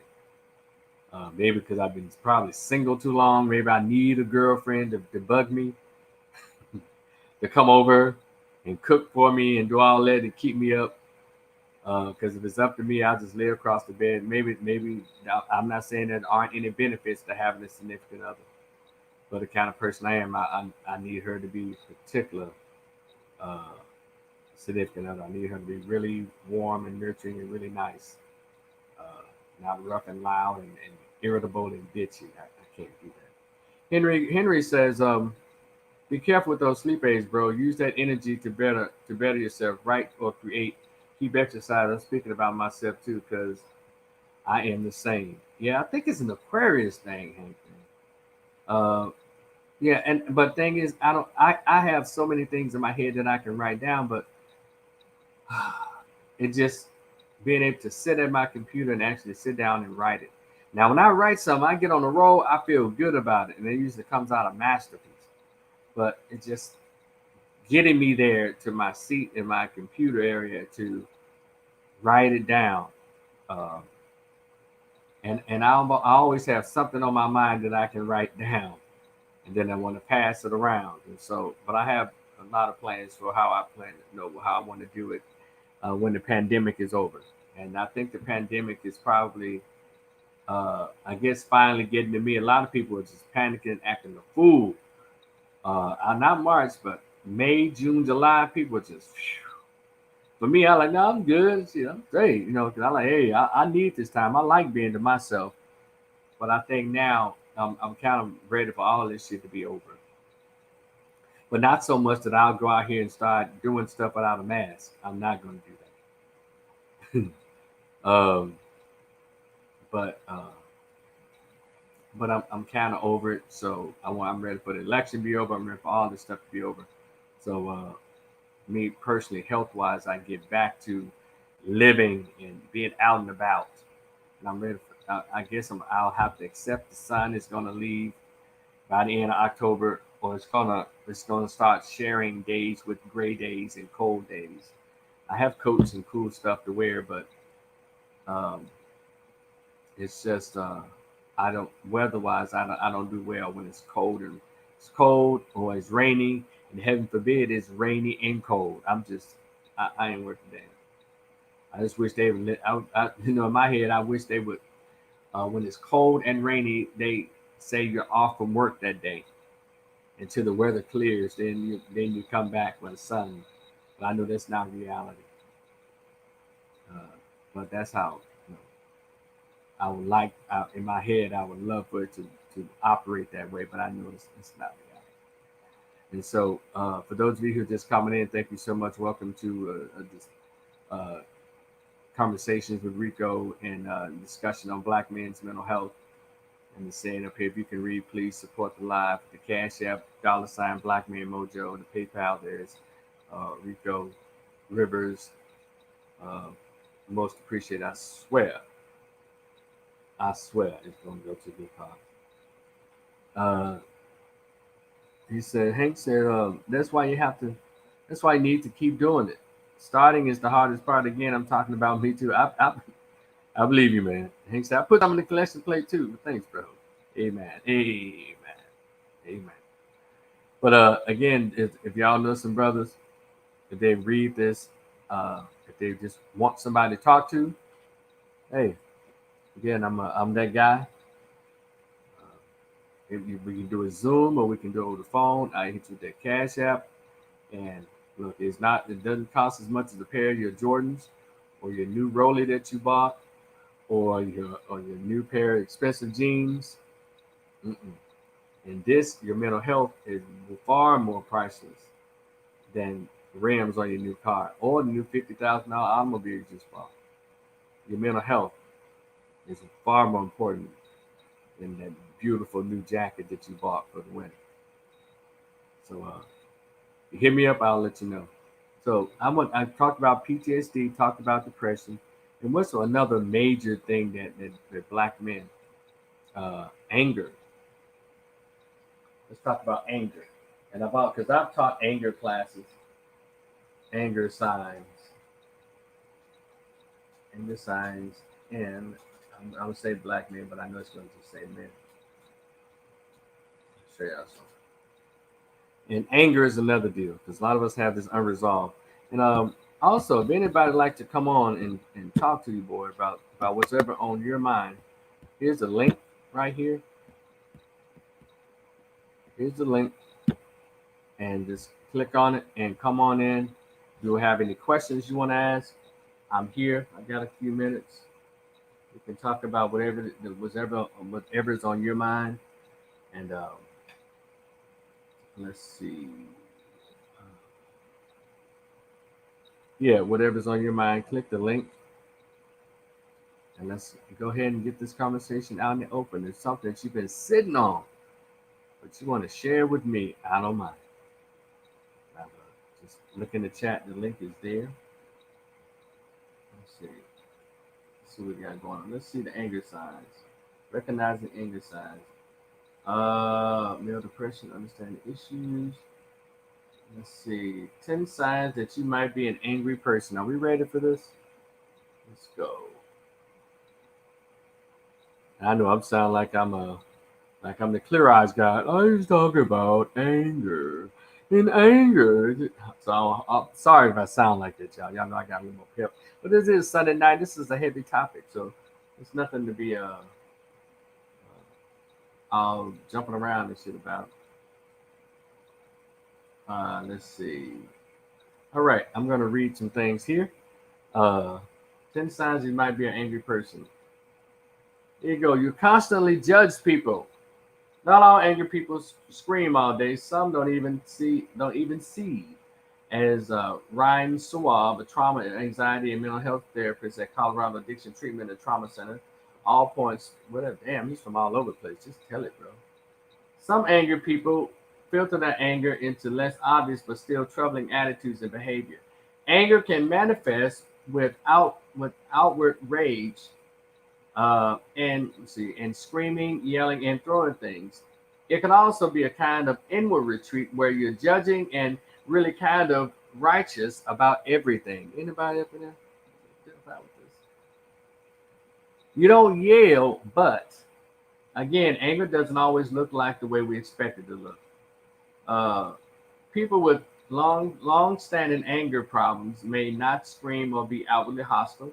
They may instead be passive aggressive or have a tendency to retreat.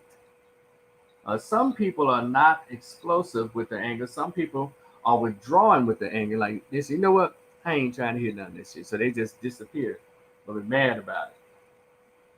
Now, next one it says, you replay events and assure yourself you were in the right. Uh, if someone cuts you off while you pulling your car into a parking lot, getting angry is fine. But if you can't let the incident go hours later, it's time to reflect. Still holding on to that, huh? If someone had done something to hurt me or scare my kids, it would be perfectly fine for me to be angry and do what it is needed to be done. But if 3 days later I'm still thinking about that, I should have said something or what I did, it's a sign that I'm an angry person. I guess at that moment you should have just let them have it. But sometimes we wait a few days, we try to be the bigger person at that moment, but later on we're thinking about it, then we get mad all over again. Um, it says that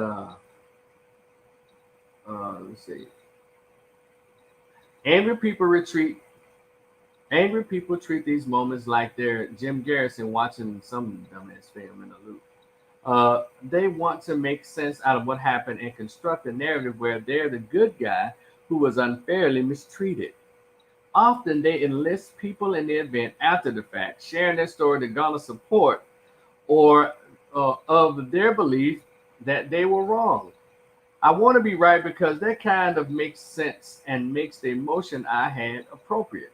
If I yelled and screamed and chased them down the highway, if I down the highway, rather than being ashamed of it, I can feel justified and it makes sense. Again, you try to act like you was a good guy at the beginning, but then really you mad because you didn't get mad at the time that the indiscretion occurred or transgression occurred. There it is. You feel victimized all the time. Let me say, what's that? As Holer philosopher Raylan Givens says, if you run into an asshole in the morning, you ran into an asshole. Okay. If you run into an asshole all day, you're the asshole. Okay. If you ran into an asshole in the morning, you ran into an asshole. If you ran into an asshole, if you run into assholes all day, you're the asshole. People with anger problems have trouble taking that advice to heart. Uh, to maintain a constant state of righteous indignation, they assure themselves that they're being targeted for abuse they don't deserve and that there's nothing they can do to stop it. Angry people can live like life is happening to them. It's like they're always victims of something, and it's always the other person's fault. Well, I'll be damned. And also, how about this one? You can't handle feeling vulnerable. Angry people, are y'all out there? Lifelong problematic anger uh, doesn't occur in a vacuum. Rage is often the public face of a secret or a deep hurt. Secret deep hurt. It's deeply uncomfortable to probe the underlying issues as they force you to reflect on your own behavior and acknowledge that you were in the wrong. People with anger problems wall themselves off from the discomfort with the anger that they're accustomed to. Unfortunately, those outbursts and attitudes drive people away and make self-reflection more difficult, which in turn makes the problem worse. Underneath it, they're probably really hurting. All my angry people out there. Hmm. You can't think rationally under stress. People with anger problems often find it extremely difficult to access the logical side of their brain when they become emotional. You know how people go off and do and say things they later regret? My angry people get too damn mad. Um, Once the adrenaline gets going, they just sort of are on a runaway train, and usually they're not quite aware that sometimes people are in the middle of some kind of tirade, and they don't really realize how much they can be damaging our relationship. Yeah, you ever heard of those folks that you get into a fight, you can't break them up. You're like, hold up, no, fuck that, hell no, I ain't trying to hear none of this shit. Those people right there, we'll never hang out.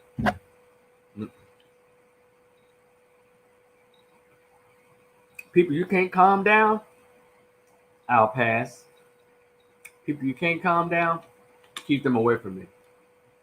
Um, you can't tell them anything. Say, no, calm down, let's work this out. No, I ain't trying to hear that shit. No, fuck all that. No, I'm gonna. They can all get these hands. No, y'all can keep that person. And there are quite a few of those persons. Some of them we call them ratchet chicks in the hood, or little hoodie ass, simp ass little dudes in the hood. I mean, you just can't break them up. You can't calm them down. You can't say, hey, relax. You can't do anything. I mean, they're just going at it. Those are the people. Whoa, I'm not going to say that. But I say they were all fighting. You might as well mace them because you can't break them up because they feel justified. They feel like they've been victimized, and nothing you can say can change that at that moment as long as that adrenaline is flowing. And those are the people who I deem as dangerous.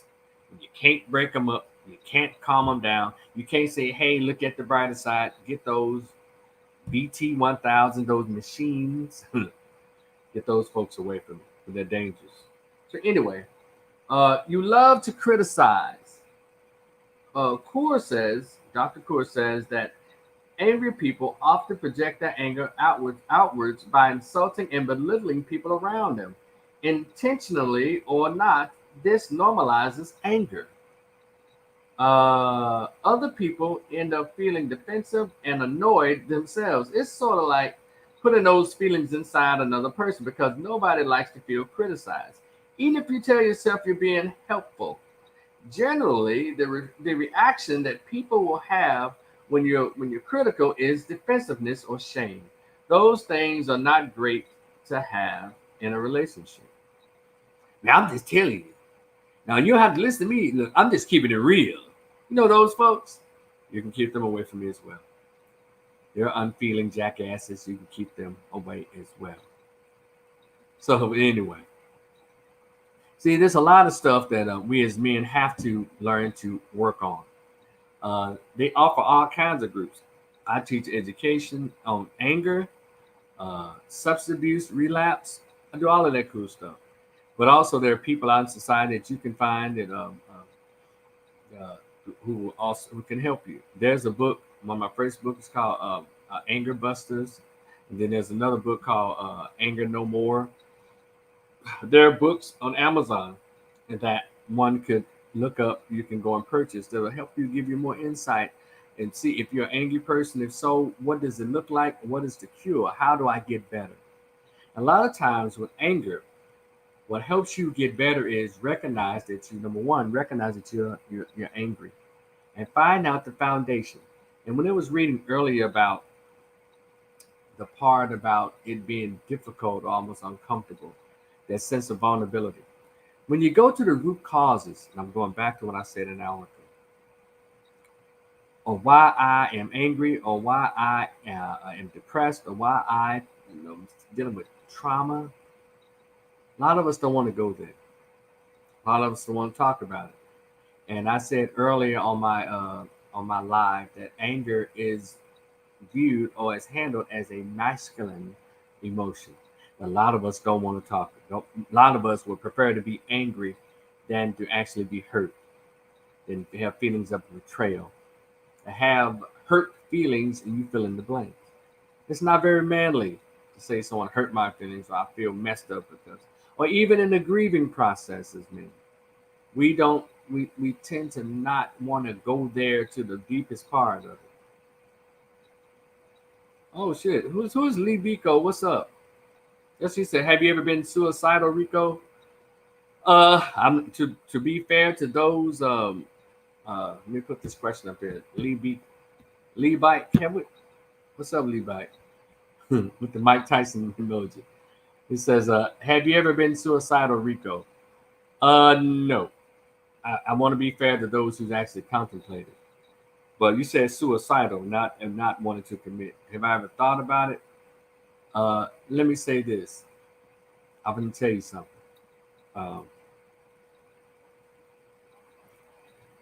when I was drinking heavily, uh, and this was 1999, 2001, I was I went to this thing called it was a community festival that I went to, and it was called North Memphis in May, and uh, and it's always something after. It's always like behind the job loss or something. Uh, uh, and I went to there. It was a community festival in the hood, and all the dope boys. They had a lot of barbecue. They had food. They had alcohol all over the place. And I found the bumper face gin. I found the beers. I found the cabin coolers. And I arrived there like 3:30, and I drank until they shut it down like 2 in the morning. It was still about 250 people out there at 2 in the morning, and it was close to two. Because I know it's like probably like 145, something like that. And I had just bought a car, and all of us who had started this job a month earlier, they had laid us off, and it's like, damn, I just bought this car. Shit. And so I was ready to head to the club. I said, okay, this is over. And I was fucked up. I like got in the car, sped down my neighborhood. I said, damn, the club closed like 3:30. I can get to it. That's one of those mixed clubs, right? And I was heading down, and I remember doing 115 miles down the highway until I got to my exit. And I was listening to Chicago house music.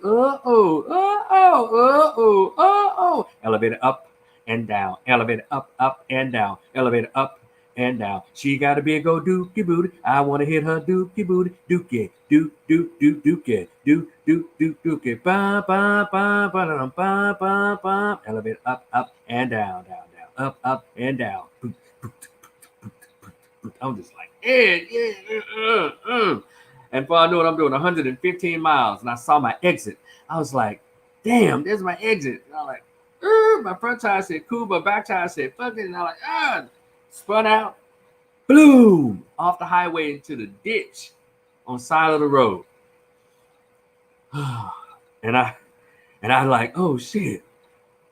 The radio was still on, but the damn car was off or something. But it was like still in ignition, but the radio was still on. I said, well, oh shit.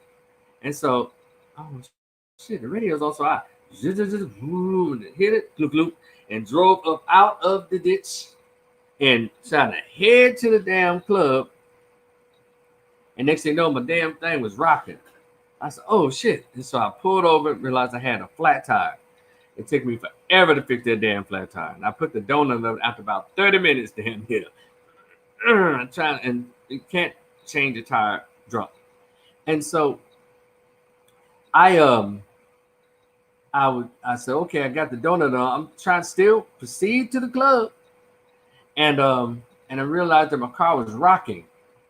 And it like like side to side. I looked up on it, the damn just I guess the axle, whatever that thing in the front was split and split.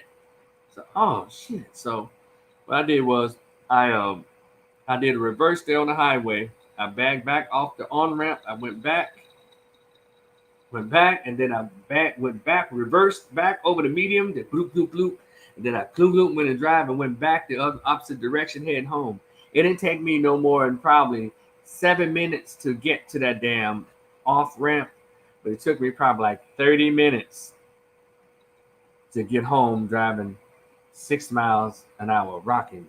Bloop, bloop, bloop. I fucked that car up. Bloop, bloop, bloop. So when I parked in front of my house, I got out, I leaned into the door to open it up. I remember going to my bedroom, it was dark, and I laid down, and I'm like, oh, shit. And I could see the room spinning in the dark with my eyes closed. Beautiful. And then I'll never forget these words I said in my own lips and even in my head. I was like, yeah, Good day. It was a lot of fun. Shit, had I died, it would have been all right. When I woke up the next day, I couldn't believe, I had said that shit. You know, I wasn't consciously trying to commit suicide or hurt myself, but all of that went into behavior that could have led to me killing myself driving like that. Uh, and it was so interesting. I was passing cars up, but I guess it was late in the morning, like I went about right at 2 o'clock at this time. There were no cops or too many cars on the road, so I didn't crash into anybody. I just drug my ass off the fucking highway and bloom. And nobody saw. I said, man, it was a miracle. I'm telling you, it was something. But then I knew then when I woke up the next morning, having remembered that shit that I said, I knew I was in trouble, and that's when I went and got some counseling to deal with that. And when I dealt with that, it went straight back to my childhood, you know. And I still have. And the lady I went to talk to, this is a long time ago. I have the tapes. I'm looking. Let me see if I see them. I had she recorded our session with videotape. She had this boombox, had cassette tapes and recorded. It was like a 3 hour session. And I never and I remember the resistance and all of that. Um, yeah. So that's how it went, bro. And so anyway, thank you for that question. So anybody else like to come online? If you'd like to come on and talk about whatever's going on in your mind, I'll put the link up here. Here it is. So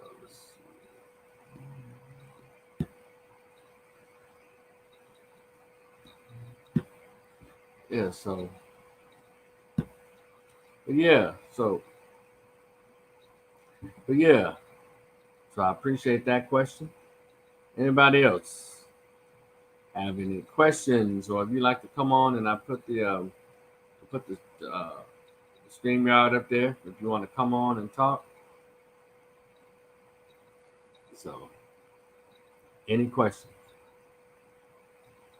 about anything? So yeah, so I don't know if I didn't have any suicidal thoughts when I was driving that damn fast. I was just feeling good and enjoying the music.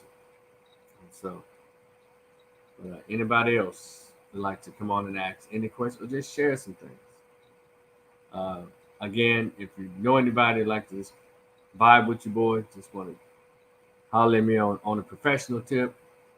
I can do it through Zoom or through telephone. Send me a message either through YouTube or through Facebook at Richard Street.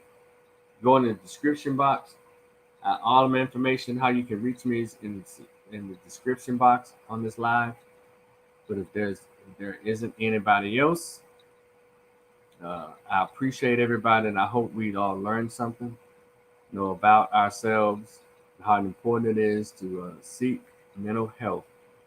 With all this going on, I know black men, with all this going on, shootings, uh, with how with the elections going on, but that shouldn't be too stressful for us. That's for other folks.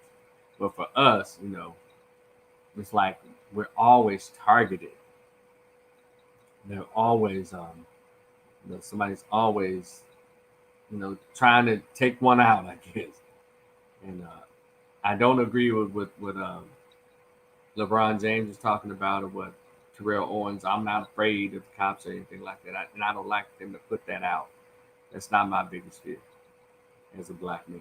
It's not mine, and it shouldn't be theirs because they're protected, coddled black dudes. There's always those. They always use the biggest and the blackest and the strongest guys to come out there and portray weakness to the rest of the world, and they always use the black celebrities who they've allowed all these large ass platforms, but they don't allow them these large platforms to be men. Always send them a message of fear and compliance. That's why the problem I have with Terry Crews. That's the problem I have with LeBron James. That's the problem I have with Terrell Owens and their messages. They're three big black, strong black men with muscles coming out their damn fingernails, and they're sending out the weakest damn messages for black men. Well, I'm afraid every day. I'm afraid of the police, and we have to do this. Make sure if you're talking about white supremacy, you don't create black supremacy, Terry Crews. But you letting the dude grab your crotch. Get out of here with that. So if there's again, mess with me on the Cash App as we go out, Black Man Mojo. If you'd like to procure these services here, mess with me on that. Hopefully we can help you work through some things. And everybody who showed up tonight, I appreciate you so much. And I hope to see you again in the future. Uh, this has been Conversations with Rico, discussion on Black men's mental health. You know, I plan to have more conversations like this on this particular platform. Y'all be cool, and I'll talk to y'all next time. All right, peace.